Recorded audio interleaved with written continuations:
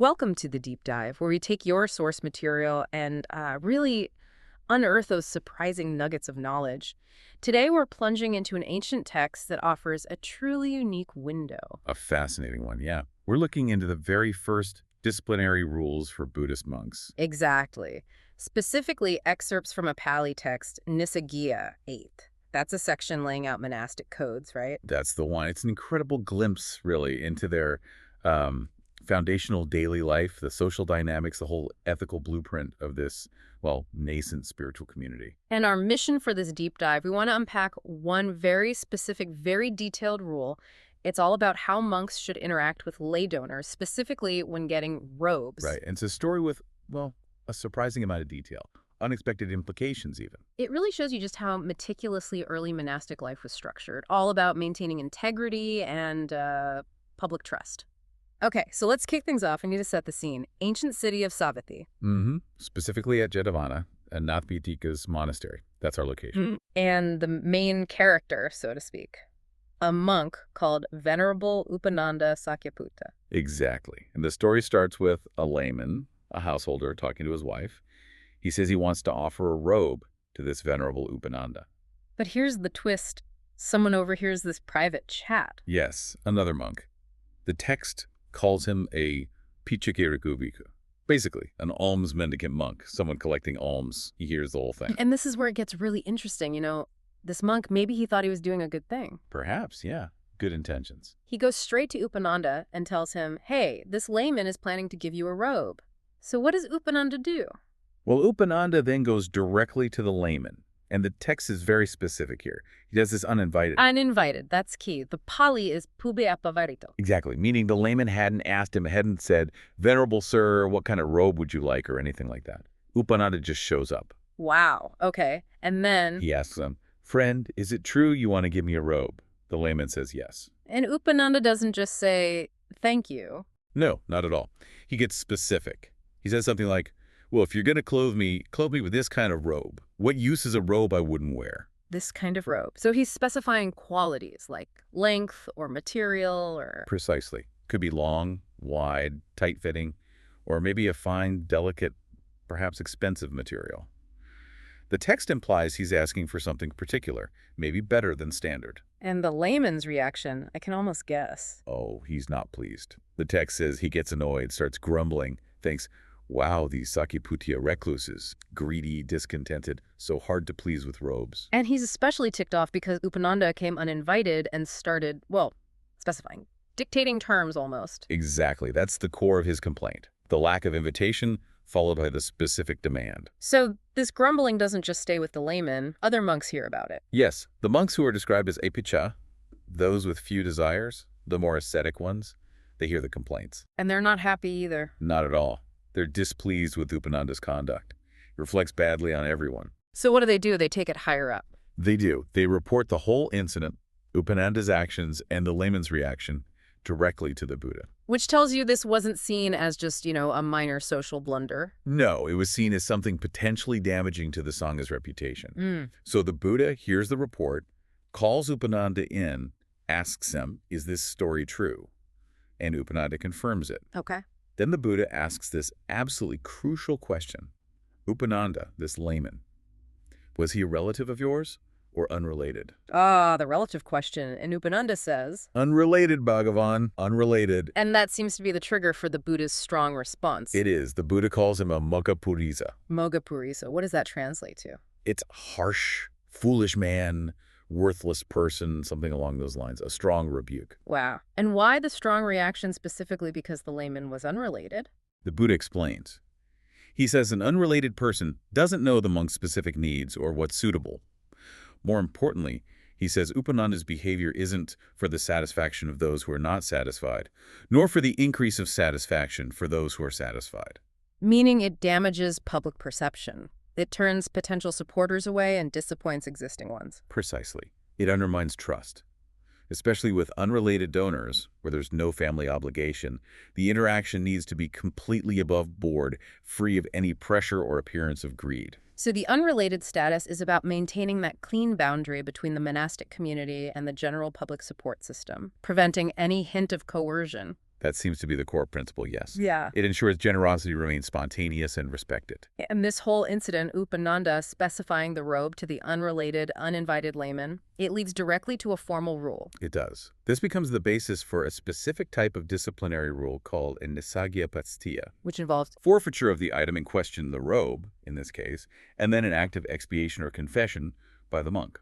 So let's look at the rule itself. It's quite detailed. It basically says, if a robe fund has been set aside for a specific monk, okay, targeted at him. yes, Yeah. by an unrelated layman or laywoman, and that monk, without being invited first. That crucial uninvited part again. Right. If he approaches them and specifies about the robe, saying, hey, use this robe fund to buy me this specific kind of robe. And importantly, the rule mentions the motive, doesn't it? It does. It adds, doing so out of a desire for a fine or expensive robe.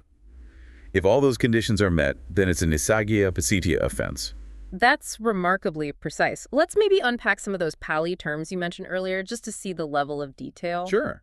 Bhikkhu pan eva udisa. That means the fund is explicitly for that monk, not just a general donation pool. Got it. And anyatako, unrelated. Yes, and the text defines it very clearly. Not related by mother or father going back 7 generations. It's not just a casual acquaintance. It's a formal lack of kinship. 7 generations? That really emphasizes the distinction. It does. Then you have gahapaki or gahapatani. That's just householder, man or woman living in a house, the lay donors. Okay. And the kirachitapana, the robe fund itself, you said it wasn't just money. Correct. The texts list gold, silver, pearls, gems, coral, crystal lambs, but also things like cloth, thread, even raw cotton. Basically any resource set aside for the purpose of acquiring a robe. So it covers barter, raw materials, everything. Very comprehensive. Extremely. Then pobi apavarito, we've covered that, the lack of prior invitation to specify. Upasukamitva is the act of approaching the donor. Whether at their house or just meeting them somewhere. Doesn't matter where, just the act of approaching them for this purpose. And kibari vikapa bhajeya, that's the core action, specifying the robe's qualities. Long, wide, tight, fine, delicate. And finally, that motive clause. Kalyakameta upadaya. Meaning with the desire for something good, fine, expensive. It points to the monk trying to get something better than what might otherwise be offered. Okay, so if a monk does all this, approaches an unrelated donor, uninvited, specifies a fancy robe using their dedicated fund, what happens again? At the moment he makes the request, it's considered a lesser offense, a dukkaya. Ah, okay, so the offense begins with the asking. Yes, but it becomes the full Nissaggiya offense, requiring forfeiture only when he actually receives the robe that he improperly specified. So receiving the item completes the transgression. And the forfeiture, how does that work? Is it just quietly giving it back? No, it's a formal process. The monk has to declare it, usually to the sangha, the community, or a group of monks, or even one other monk. He'd say something like, this robe of mine, obtained because I approached an unrelated donor, uninvited and specified, is now liable to forfeiture. I forfeit this to the sangha. A public acknowledgement. That makes sense for community discipline. It reinforces the rule and the importance of ethical conduct. Now, here's where it gets even more nuanced. The rule isn't just a simple yes-no. It actually depends on the monk's perception of the relationship. Ah, okay. So the monk's state of mind matters. It does, but maybe not entirely how you'd expect. Let's break it down. Please do.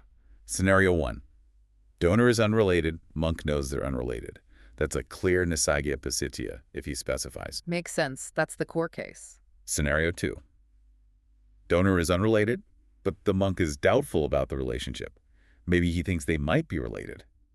Still in Nissaggiya pācittiya. Still the full offense, even with doubt. Okay. Scenario 3. This is the surprising one. Donor is unrelated, but the monk perceives them as related.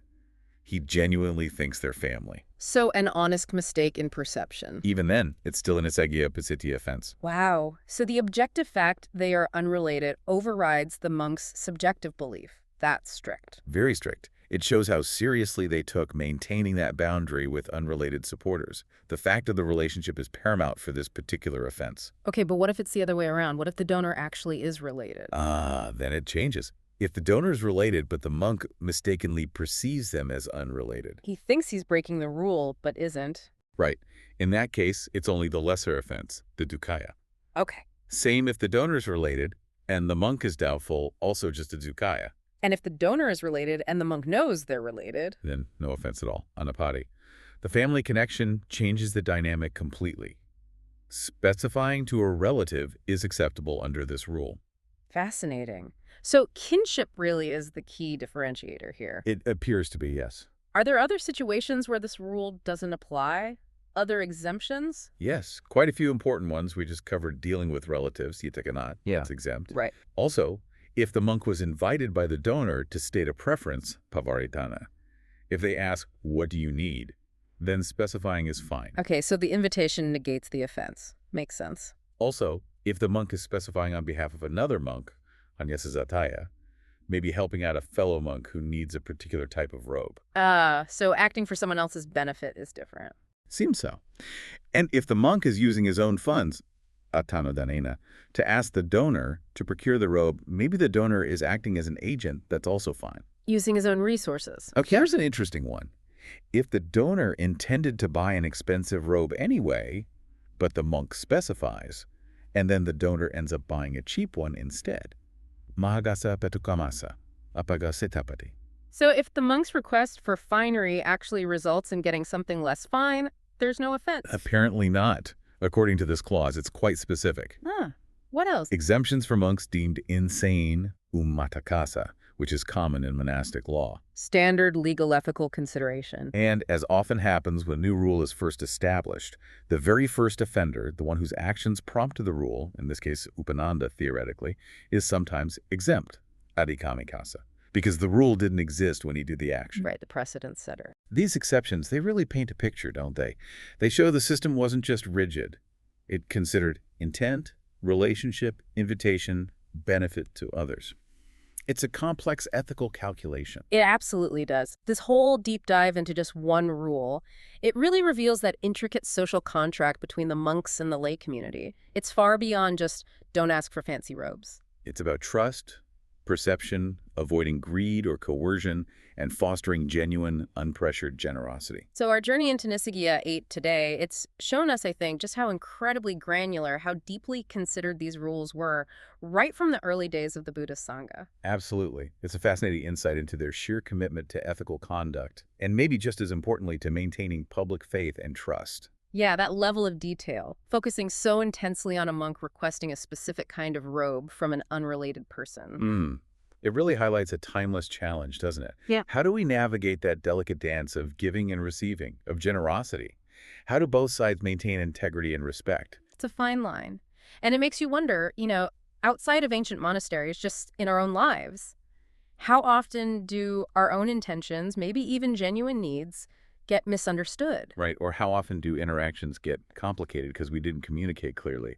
Or maybe we stepped over some unspoken boundary in asking or giving. Exactly. Definitely something for all of us, for you listening, to perhaps mull over until our next deep dive.